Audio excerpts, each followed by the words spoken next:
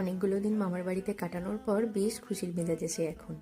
চান টান করে ছাদে এসে একটা ছোট্ট কচি পেয়ারা নিয়ে একবার করে ছুটছে আর খেলা করছে। আবার আমাকে বলছে একটুখানি ভিডিও করো। এখন একটু একটু পছন্দ করে এগুলো। ছোটবেলায় তো খুব কেঁদে যেত, ক্যাই ক্যাই করে চেল্লামিল্লি করতো, একদম পছন্দ করতো না। এখন নাকি ওর একটু একটু ভাল লাগে। আর এত ঠান্ডা পড়েছে, সোয়েটার টুপি মোজা খোলার উপায় নেই। তারপর দুপুরবেলা তাকে পড়াতে বসিয়েছি। সকালের দিকটা যেহেতু এখন সময় হয়ে উঠছে না, তাই চান টান করিয়ে সব কাজ মিটিয়ে ছাদে চলে আসি। ছাদে হাওয়া দিলেও রোদ থাকলে অতটাও শীত করে না, তাই দুপুরবেলা আধ ঘন্টা 1 ঘন্টা একটু পড়তে বসাই। একদম না বসালে ওর তো খুব মজা, আবার ভুলেও যাবে, নতুন নতুন অনেক কিছু শিখছে, সেই কারণে একটু নিয়ে বসানো। যা 10-20 মিনিট বসে। আবার এইরকম কাজ করতেও খুব ভালোবাসে।